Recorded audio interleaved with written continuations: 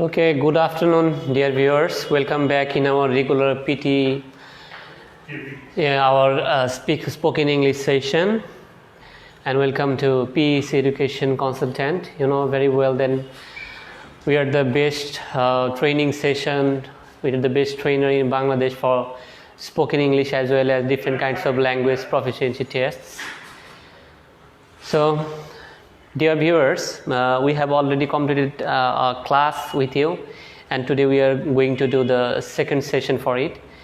In the previous session, you have already learned about the grammatical session, that how a student can improve without using the tips of grammar, and based on the vocabulary, how can we improve in our speaking session.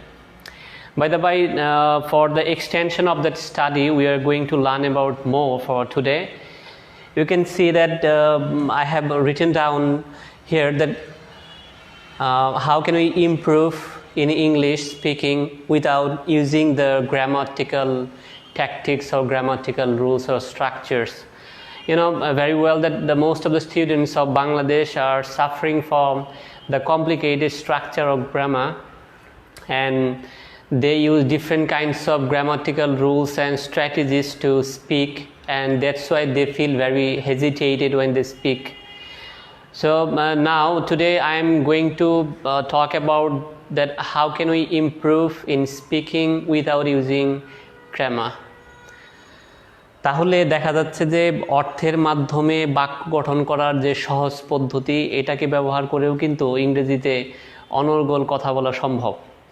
ইংরেজিতে কথা বলা এবং সেটার জন্য grammar পড়া কতটুকু জরুরি সেটা আগে জেনে নেওয়া উচিত। আমাদের দেশের যে স্কুল, কলেজ বা ইউনিভার্সিটির যে কারিকুলামগুলো আছে, সেখানে বেশিরভাগ ক্ষেত্রেই দেখা যায় যে আমাদের গদবাঁধা ইংরেজির যে একটা সিস্টেম, সেটা সমস্ত স্টুডেন্টের জন্য অত্যন্ত ভীতিকর। একেবারে জিরো লেভেল থেকে যদি শুরু করে হয়, যে নার্সারি রাইম থেকে, তাহলে একেবারে গ্র্যাজুয়েশন পর্যন্ত ইংরেজির যে রুলগুলো থাকে, যেগুলোকে ইউজ করে আমাদের কথা বলতে হয়, তো সেই রুলগুলো পড়তে আমাদের অনেকটা সময় পেরিয়ে যায়, যার জন্য স্পোকেন ইংলিশ বা ইংলিশে কথা বলা, অনর্গল ভালোভাবে ইংলিশে কথা বলার যে একটা ট্যাকটিক্স, সেটা কিন্তু আমাদের গড়ে ওঠে না। কিন্তু আসলে একটা ভাষা বলার জন্য গ্রামার কতটুকু জরুরি? ভাষা আসলে কি গ্রামার দ্বারা নিয়ন্ত্রিত হয়, নাকি ভাষা অর্থের মাধ্যমে নিয়ন্ত্রিত হয়? আসলে আমরা যখন বাংলা ভাষায় কথা বলি, তখন আমরা কেউ কিন্তু সমাস, কারক, তারপর হচ্ছে যে সন্ধি, এসব শিখে, ছোটোবেলায় এসব শিখে কিন্তু আমরা এটার মধ্যে এক্সপার্ট হই নাই। বরঞ্চ আমরা বারবার এই কথাগুলো বলে আমরা আমাদের নিজেদের মতো সেন্টেন্স বা বাক্য গঠন করে আমরা কিন্তু মনের ভাব প্রকাশ করেছি। একইভাবে যখন আমরা ইংরেজিতে কথা বলার চেষ্টা করি, তখন কিন্তু আমরা আমাদের মাথার মধ্যে বিভিন্ন রকমের ব্যাকরণিক জ্ঞান, যেমন টেন্স, ভয়েস, ন্যারেশন, এই সমস্ত বিষয়গুলোর উপর আমরা গুরুত্ব দিই।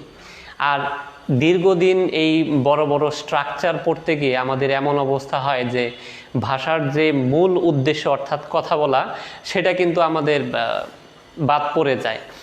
এমনকি বাংলাদেশের স্টুডেন্টরা যারা অনেক ভালো ভালো রেজাল্ট করা এবং ইংরেজিতে যাদের অনেক দক্ষতা আছে বলে মনে হয়, বা তাদের একাডেমিক যদি রেজাল্ট দেখা হয় যে ইংরেজিতে তাদের অনেক ভালো অবস্থা, বাট তাদের যদি লিসনিং সেকশনে তাদেরকে কোনো নেটিভ স্পিকারদের সামনে দাঁড় করিয়ে দেওয়া হয়, এবং তারা কিন্তু অনেক জিনিসই বুঝতে পারে না।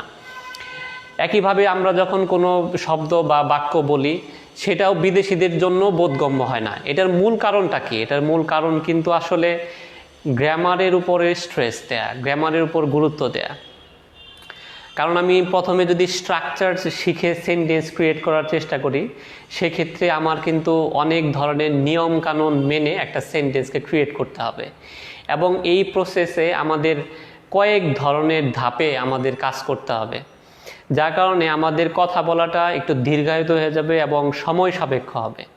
অন্যদিকে আমরা যদি কথা বলার সময় গ্রামারের দিকে লক্ষ্য না রেখে শুধুমাত্র সুন্দর শব্দ চয়নের মাধ্যমে এবং সুন্দর শব্দের ব্যবহারের মাধ্যমে যদি আমরা ইংরেজি ভাষায় কথা বলার চেষ্টা করি, তাহলেই দেখা যাবে যে আমরা সুস্পষ্টভাবে এবং অনর্গল ইংরেজিতে কথা বলতে পারছি।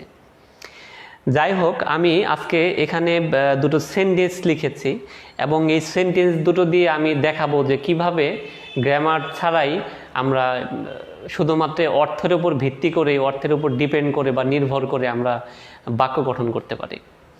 যাই হোক, আমি এখানে লিখেছি যে Shafiq can not improve in English, এরপর একটা ব্ল্যাঙ্ক দিয়েছি, তারপর লিখেছি he does not speak in English. Okay, অর্থাৎ আমি আসলে এরকম একটা বাক্য গঠন করতে চাচ্ছি যে আমি ইংরেজিতে দুর্বল বা শফিক ইংরেজিতে দুর্বল, সে ইংরেজিতে ইমপ্রুভ করতে পারছে না, এবং সেটার জন্য কারণ কি? হ্যাঁ, কারণ হচ্ছে যে সে আসলে ইংরেজিতে কথা বলে না। ওকে, তাহলে শফিক ইংরেজিতে ইমপ্রুভ করতে পারছে না, তাহলে আমি প্রথমে শফিক লিখে নিলাম বা শফিক বললাম, তারপর কোনো কিছু পারা বা না পারা এই বিষয়টা ক্যান মানে পারা, ক্যানের পরে নট বসিয়ে দিলেই সে পারে না এরকম অর্থ প্রকাশ করে। অথবা ডু নট, আমরা জানি যে ডু মানে করা, নট মানে না, তার মানে পারে না মানে ক্যান নট, সে পারে না। আর কোনো কিছুতে উন্নয়ন করা, হ্যাঁ, কোনো কিছুতে এগিয়ে যাওয়া, ভালো করা, সেটার ইংরেজি আমরা জানি যে ইমপ্রুভ। ওকে, তাহলে শফিক পারে না, ক্যান নট, কি করতে পারে না? উন্নতি করতে পারে না, অর্থাৎ ইমপ্রুভ অথবা ডেভেলপ অথবা এনরিচ অথবা do better. So Shafiq can not do well, Shafiq can not do better, Shafiq can not improve, Shafiq can not develop. যা ইচ্ছা হয় আমাদের মাথায় যে ধরনের শব্দ আছে, সেটা সহজ হতে পারে, সেটা কঠিন হতে পারে, যে ধরনের ওয়ার্ড আমাদের কাছে আছে সেটাকে ইউজ করে আমি আমার কথাগুলোকে ব্যক্ত করব। আচ্ছা, শফিক পারে না উন্নতি করতে কোথায়? যদি কোনো কিছুর মধ্যে উন্নতি করার বিষয় থাকে তাহলে আমরা জানি যে ইন বসাতে হয়, কোনো কিছুর মধ্যে হলে ইন। আচ্ছা, আর কিসের মধ্যে পারে না? সে কোন জায়গায় ইমপ্রুভ করতে পারে না? সে কি অর্থনীতিতে নাকি ইংরেজিতে? সে তো ইংরেজিতে ভালো করতে পারে না, সো ইংলিশ। তার মানে Shafiq can not improve in English, Shafiq ইংরেজিতে ইমপ্রুভ করতে পারে না। কারণ, কারণ ইংরেজি আমরা জানি যে because. Okay, because he does not speak in English, কারণ সে কথা বলে না। আমরা জানি যে কথা বলা ইংলিশ স্পিক, হি হচ্ছে সে, আর কোনো কিছু পারা না পারা আমি আগেই বলেছি যে ক্যান নট, এখানে হি ক্যান নট দিলেও হবে। So he does not speak, he does not speak in English, সে ইংলিশে রেগুলার কথা বলে না, এজন্য শফিক ইংরেজিতে উন্নয়ন করতে পারে না। এখন এই সেন্টেন্সে যদি স্ট্রাকচারের কথা বলি তাহলে এটা অবশ্যই একটা কমপ্লিকেটেড স্ট্রাকচার, কারণ আমরা জানি যে একটা সেন্টেন্স জয়েন করতে গেলে লিঙ্কার দিতে হয়, এবং একটা সেন্টেন্স কখনো কম্পাউন্ড হয়, কখনো কমপ্লেক্স হয়, কখনো সিম্পল সেন্টেন্স হয়। তো এখন আমি যদি সিম্পল বা কমপ্লেক্স সেন্টেন্সের স্ট্রাকচার শিখে গিয়ে এই সেন্টেন্সটা গঠন করতে চাই তাহলে আমাদের বছরের পর বছর কেটে যাবে, কিন্তু ইংরেজিতে কথা বলা আদৌ সম্ভব হবে না। কিন্তু আমি যদি ওই শব্দগুলোকে সাইড বাই সাইড বসিয়ে দিয়ে আমি যদি আমার মনের ভাব প্রকাশ করার জন্য এভাবে গুছিয়ে কথা বলতে শুরু করি তাহলে এটা সবার দ্বারাই বোধগম্য হবে, এবং আস্তে আস্তে আমার ইংরেজির যে বেসিসটা এটা ইমপ্রুভ হয়ে যাবে। আর এখানে যে বিষয়টা আমি লিঙ্কার দিয়েছি বিকজ, সো এই লিঙ্কারে কোনো ইউজই কিন্তু আমি বলি নাই। এই লিঙ্কারটা কোথায় দিতে হয়? যে এখানে not only but also, however, whereas, তারপর হচ্ছে যে because, as well as, similarly, and, or, এই যে বিভিন্ন ধরনের কনজাংশন অথবা লিঙ্কার্স, এগুলোর ইউজ নিয়ে কিন্তু আমরা কোনো ক্লাস করি নাই এবং এই বিষয় নিয়ে আমরা কোনো কথা বলি নাই, বরঞ্চ আমি শুধু অর্থগুলোকে পাশাপাশি বসিয়েছি। অর্থাৎ শফিক ইংরেজিতে ভালো করতে পারে না কারণ সে ভালো করে ইংলিশে কথা বলে না, সে রেগুলার ইংলিশে কথা বলে না। যদি শফিক ভালো করে ইংলিশে কথা বলতো তাহলে শফিক অবশ্যই ইংরেজিতে ভালো করতো। তার মানে আমরা যখনই একটা সেন্টেন্সকে, দুইটা সেন্টেন্সকে জয়েন করতে চাইব তখন কোনো গ্রামারের সহযোগিতা নিয়ে নয়, বরঞ্চ এভাবে অর্থগুলোকে পাশাপাশি বসিয়ে দিয়ে আমরা এক্সপ্রেস করব। আচ্ছা, আরেকটা বিষয় হচ্ছে যে আমাদের ওয়ার্ডগুলো কিভাবে হবে বা এই যে গ্রামারগুলো বাদ দিয়ে দিলাম, কিন্তু শুধু গ্রামারকে বাদ দিয়েই কি ইংরেজিতে ইমপ্রুভ করা সম্ভব কিনা? এটা সম্ভব, কিন্তু ভোকাবুলারি ছাড়া কিন্তু ইংরেজিতে উন্নয়ন করা অসম্ভব। এজন্য আমরা যেই সেক্টরে থেকে ইংরেজিতে উন্নয়ন করতে চাচ্ছি, আমাদের দেখতে হবে যে ওই রিলেটেড ভোকাবুলারিগুলো আমি জানি কিনা। অর্থাৎ আমি যদি একটা মা হয়ে থাকি, তাহলে সেক্ষেত্রে আমার বাচ্চাদের লেখাপড়া করানোর জন্য তারা যদি ইংলিশ মিডিয়ামের স্টুডেন্ট হয়ে থাকে, তাহলে তাদের একাডেমিক রিলেটেড ওয়ার্ডগুলো আমার শেখা উচিত, জানা উচিত। আবার আমি যদি একটা অফিসিয়াল লোক হয়ে থাকি, যে আমার অফিসের বস থাকে, আমার অনেক কলিগ থাকে, অফিসের ডিফারেন্ট টাইপস অফ ইনস্ট্রুমেন্টস থাকে, সো ওই মেকানিক্যাল যে ওয়ার্ডগুলো, আমাদের পোলাইটনেস, আচার আচরণের যে ব্যাপারগুলো, এই জিনিসগুলো, এই রিলেটেড ভোকাবুলারিগুলো আমাদের শেখা উচিত। অন্যদিকে আমি একটা স্টুডেন্ট হয়ে থাকলে, তাহলে আমার শিক্ষা একাডেমিক যে ওয়ার্ডগুলো আছে এগুলো পড়া উচিত। আমি একটা ডক্টর হয়ে থাকলে, তাহলে অবশ্যই আমার মেডিকেল রিলেটেড যে ওয়ার্ড, এগুলো আমার জানা রাখা দরকার। সো আমি ইংলিশে কতটুকু ভালো করব, সেটা কিন্তু আমার ভোকাবুলারি কতটুকু এনরিচ, এটার উপরেও কিন্তু ডিপেন্ড করে। অর্থাৎ সেন্টেন্সের স্ট্রাকচার ভুল হলেও সেন্টেন্সের ওয়ার্ডের উপর ডিপেন্ড করেও কিন্তু আমার কথাগুলো এক্সপ্রেস হবে। কিন্তু আমি যদি আমার ভাষার কি বলবো, আমি কোন ওয়ার্ডটা বলবো, এটা যদি জানা না থাকে, তাহলে কিন্তু আমি কথা বলতে পারবো না। আরেকটা বিষয় হচ্ছে যে আমি যখন কথা বলবো, এক্স্যাক্টলি ওই ওয়ার্ডটাই হতে হবে কিনা, এই ব্যাপারে কিন্তু আমরা কনফিউজড হয়ে যাই।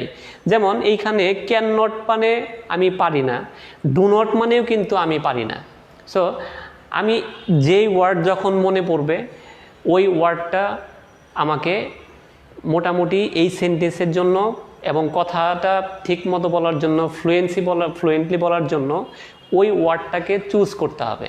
কিন্তু আমি যদি ওই ওয়ার্ডটাকে চুজ না করে ওই কমপ্লিকেটেড ওয়ার্ডটা খোঁজার জন্য চেষ্টা করি, তাহলে কিন্তু আমার কথা বলার মাঝখানে একটা গ্যাপ পড়ে যাবে এবং লিসেনার, যিনি শুনছেন, উনি কিন্তু বিরক্ত হয়ে যাবে।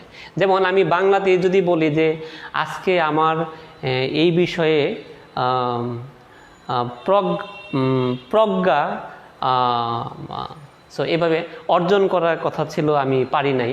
অথচ এই প্রজ্ঞা শব্দটা আমার মনে করার কি দরকার? আমি প্রজ্ঞার বদলে যদি এখানে জ্ঞান বলে দেই, যে আমার আজকে এই বিষয়ে জ্ঞান অর্জন করার কথা ছিল, বা এই বিষয়ে আমার শেখার কথা ছিল, কিন্তু আমি আজকে এটা করি নাই।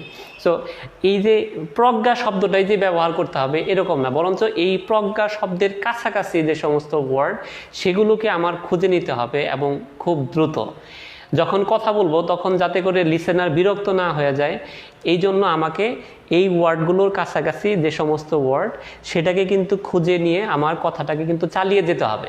আর আমি যদি ওই কথাগুলোকে ওইখানেই রেখে দেই এবং গ্যাপ দিয়ে দিই, তাহলে কিন্তু আমাদের যে কথা বলার যে উদ্দেশ্য, সেটা কিন্তু ব্যাহত হবে। যাই হোক, দেখেন এখানে ইমপ্রুভ মানেও কিন্তু উন্নতি করা, ডু ওয়েল মানেও উন্নতি করা, ওকে, ডু বেটার মানে উন্নতি করা, তারপর হচ্ছে ডেভেলপ মানে উন্নতি করা।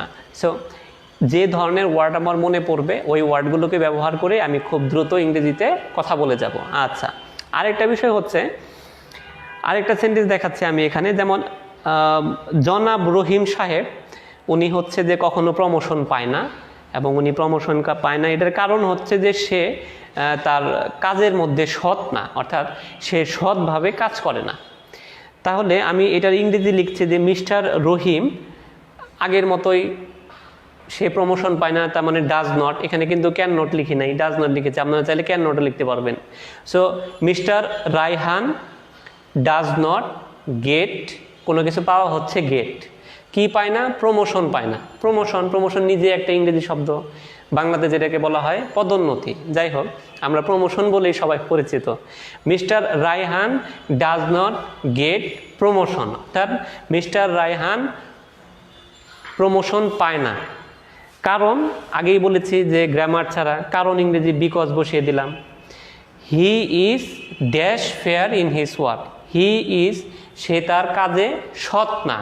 হি ইজ নট, যদি সৎ হয় তাহলে হি ইজ, যেমন হি ইজ গুড, সে ভালো। আর যদি ভালো না হয় তাহলে হি ইজ নট।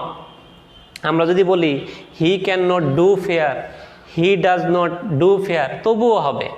বাট সহজ হচ্ছে he is not, he is good, he is not good, that's mean because he is not fair কোথায় সৎ না? ইন হিজ ওয়ার্ক, তার কাজের মধ্যে। অর্থাৎ দেখেন শব্দ সেন্টেন্সটা কিন্তু অনেক সহজভাবে গঠন করা হয়েছে, কিন্তু এই সেন্টেন্সটা কিন্তু অনেক কঠিনভাবেও বলা যায় যে কাজের মধ্যে সততা না রাখার জন্য মিস্টার রায়হান সাহেবের কোনো ধরনের প্রমোশন হয় না। এই সেন্টেন্সটা কিন্তু আমি যে বাক্যটা বললাম ওই বাক্যটার ট্রান্সলেশন কিন্তু এটা। অথচ আপনি যদি কোনো একটা সেন্টেন্স সহজভাবে বলেন তাহলে কিন্তু আপনার সহজভাবে যদি এটা গঠন করার চেষ্টা করেন তাহলে সেন্টেন্স কঠিন হলেও আপনার কিন্তু এক্সপ্রেস হয়ে যাবে। কারণ আমরা জানি যে বাংলায় কিন্তু আমাদের অক্ষর সংখ্যাও কিন্তু অনেক বেশি এবং বাংলা বাক্যের ধরনও কিন্তু অনেক বেশি কঠিন। অর্থাৎ ইংরেজি ভাষার ব্যাকরণ এবং ইংরেজি ভাষার চাইতে বাংলা ভাষা কিন্তু অনেক অনেক বেশি কঠিন। এজন্য বাংলা ভাষায় আমরা যেভাবে কথাগুলোকে ব্যক্ত করি ওই কথাগুলোকে ঠিক ওই স্ট্রাকচারে রেখে কিন্তু আমাদের ইংরেজিতে কথা বলা কঠিন হয়ে যাবে। বরঞ্চ ওই সেন্টেন্সটার শর্টকাট মেথড, অর্থাৎ ওই সেন্টেন্সটাকে কত সহজভাবে উপস্থাপন করা যায় সেই বুদ্ধি কিন্তু আমাদের খুব দ্রুত করে নিতে হবে। হ্যাঁ, আচ্ছা, তার মানে আমি আবার বলছি যে mister Raihan does not get promotion. Mister Raihan কি হয় না? সে প্রমোশন পায় না। এর কারণ কি? কারণ হচ্ছে যে সে তার কাজের মধ্যে সততা রাখে না, অর্থাৎ সে তার কাজ ঠিকভাবে করে না। He is not fair. Okay, he is not fair in his work. সে তার কাজের মধ্যে সৎ না। আমি যদি এখন চিন্তা করি যে না আমি এত কঠিন করে এটা দিব না, আমি নট বসাবো না, তাহলে আমি নট কেটে দেই, কেটে দিয়ে এই ফেয়ারের আগে আন লিখে দেই। হ্যাঁ, আন বা নন। ওকে, সো এই যে because he is unfair in his work, অর্থাৎ সে তার কাজের মধ্যে সৎ না। তাহলে দেখেন আমি কিন্তু গ্রামারের যে স্ট্রাকচার সেটাকে মুছে দিয়েও শুধুমাত্র সৎ ইংরেজি ফেয়ার আর অসৎ ইংরেজি আনফেয়ার, তার মানে আমি শুধু মিনিংটার উপরে ডিপেন্ড করে কিন্তু এই সেন্টেন্সটা অ্যাফার্মেটিভ থেকে নেগেটিভ করে ফেলেছি। তার মানে আমি সেন্টেন্সের যে স্ট্রাকচার আছে যে affirmative, interrogative, imperative, optative, exclamatory, এই সমস্ত জটিল জটিল স্ট্রাকচার না শিখেই শুধুমাত্র ওয়ার্ডের উপর ডিপেন্ড করে, মিনিংয়ের উপর ডিপেন্ড করে অনেক কঠিন, অনেক বড় বড় দুইটা সেন্টেন্স কিন্তু আমি বলে ফেললাম। এইভাবেই আমি যখন স্পিকিং করব আমি কোনো কথাই কঠিনভাবে নেব না, বরঞ্চ কোনো সহজভাবে ওইটাকে উপস্থাপন করার চেষ্টা করব এবং রেগুলার আমি ইংরেজিতে কথা বলবো। যাই হোক, পিইসি এডুকেশনের পক্ষ থেকে আমরা কিন্তু প্রায় প্রতি সপ্তাহে এভাবে লাইভ সেশন করে থাকি। পিইসি এডুকেশন মিরপুর 10-এ অবস্থিত এবং এখানে আপনারা জানেন যে প্রায় 2016 থেকেই বিভিন্ন ধরনের ল্যাঙ্গুয়েজ টেস্ট এবং ল্যাঙ্গুয়েজ প্রফিসিয়েন্সি টেস্ট ট্রেনিং করা হয়। এখানে শুধুমাত্র স্পিকিং না, বরঞ্চ আপনার হচ্ছে যে আইএলস, পিটি, যেগুলো দেশের বাইরে অ্যাডমিশন নেওয়ার জন্য দরকার হয়, ইমিগ্রেশনের জন্য দরকার হয়, আপনারা জানেন। এর পাশাপাশি স্পিকিং কোর্সও আমরা করে থাকি এবং এটা একটা ল্যাঙ্গুয়েজ ইনস্টিটিউশন। আপনারা হচ্ছে যে অন ক্যাম্পাস, অফ ক্যাম্পাস সব ধরনের ফ্যাসিলিটি এখানে পাবেন এবং আমাদের কিন্তু রেগুলার ল্যাঙ্গুয়েজ ক্লাবও আছে যেখানে আপনি জয়েন করে আমাদের সাথে কোঅপারেট করতে পারেন। সেখানে আপনার মতো যারা ইংরেজিতে সারভাইভ করছে তারা সবাই আসে এবং সেখানে ট্রেনার থাকে যিনি আপনাদের সাথে কোঅপারেশনের মাধ্যমে ইংরেজিতে ইমপ্রুভ করে দেয়। এজন্য আপনাদেরকে অবশ্যই পিইসি এডুকেশনে ওয়েলকাম জানাচ্ছি। যে যদি মনে করেন যে এখানে এসে আপনাদের ইমপ্রুভ হবে তাহলে প্লিজ আমাদের সাথে জয়েন করবেন। আর দ্বিতীয় হচ্ছে যে আমাদের ল্যাঙ্গুয়েজ ক্লাবগুলোতে জয়েন করেন এবং রেগুলার কোঅপারেট করেন, তাহলে আমরা আপনাদেরকে হেল্প করতে পারবো। আর আমাদের নেক্সট লাইভ সেশনের জন্য অবশ্যই আপনাদেরকে আমন্ত্রণ জানাই। ধন্যবাদ সবাইকে।